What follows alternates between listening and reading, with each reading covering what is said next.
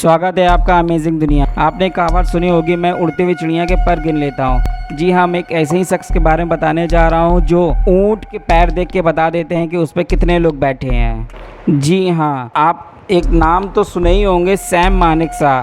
शायद ही कोई होगा जो इस नाम से अनजान होगा। मानेकशॉ भारतीय सेना के वो अध्यक्ष थे जिनके नेतृत्व में भारत ने 1971 में पाकिस्तान को हराया था। बांग्लादेश को नया देश बनाने में भी सैम मानेकशॉ की अहम भूमिका रही। मानेकशॉ 1942 में दूसरे विश्व युद्ध का हिस्सा भी रहे। इस युद्ध के दौरान वर्मा के मोर्चे पर एक जापानी सैनिक ने उनके शरीर पर 7 गोलियां उतारी थी। उनका एक साथी उन्हें अपने कंधे पर उठा कर ले आया, जो शायद वो जिंदा ही बचे। ऐसा इंसान अगर अपने अंतिम दिनों में किसी रणछोड़दास पागी को याद करता है तो जानना जरूरी हो जाता है कि आखिर ये इंसान कौन था। आखिर क्यों अंतिम दिनों में यह नाम सैम मानेकशॉ की जुबान पर था। पैरों के निशान देख बता देते थे ऊंट पर कितने आदमी सवार हैं। रणछोड़दास पागी का जन्म गुजरात के एक आम परिवार में हुआ। बनासकांठा में मौजूद उनका गांव पाकिस्तान की सीमा से लगा हुआ था। रणछोड़दास के परिवार के लोग भेड़ बकरी और ऊंट चलाकर अपना गुजारा करते थे। उनका बचपन और जवानी इसी तरह गुजरी। वह 58 साल के रहे होंगे जब उनकी जिंदगी एकदम से बदल गई। दरअसल यही वो उम्र थी जब उन्होंने उनके खास हुनर के कारण बनासकांठा के पुलिस अधीक्षक वनराज सिंह झाला द्वारा पुलिस गाइड नियुक्त किया गया। कहते हैं रणछोड़दास के पास एक खास हुनर था जिसके जरिए वो ऊंट के पैरों के निशान देखकर ही बता देते थे कि उस ऊंट पर कितने आदमी सवार थे। इंसानों के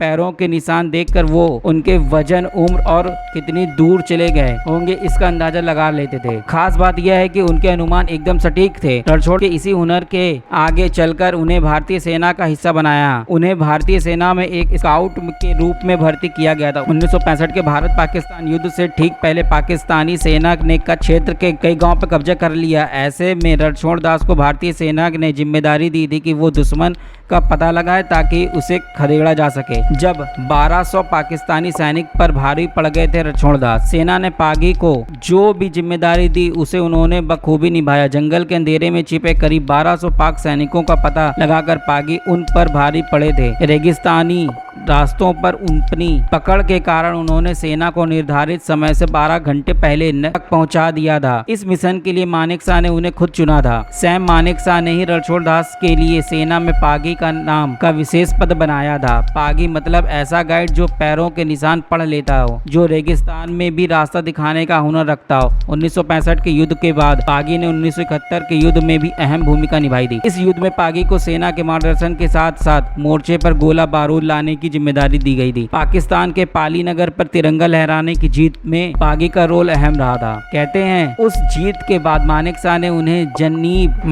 उन्हें अपनी जेब से 300 रुपए नगद पुरस्कार दिया था। इसके अलावा उन्हें उनके योगदान के लिए संग्राम पदक, पुलिस पदक और ग्रीष्मकालीन सेवा पदक जैसे पुरस्कारों से सम्मानित किया गया। अपने अंतिम दिनों में मानेकशॉ की जुबान पर रहा पागी का नाम। यह रणछोड़दास का काम ही था कि अपने अंतिम दिनों में सैम मानेकशॉ की जुबान पर उन्हीं का ही नाम था। IADN ने एक लेख के अनुसार 2008 में जब सैम मानेकशॉ को तमिलनाडु के वेलिंगटन अस्पताल में भर्ती कराया था तब अक्सर उनकी जुबान पर पागी का नाम रहता था। डॉक्टर जब भी उनसे पूछते थे कि सर यह पागी कौन है, तब मानेकशॉ ने उनसे जुड़े कई किस्से शेयर किए थे।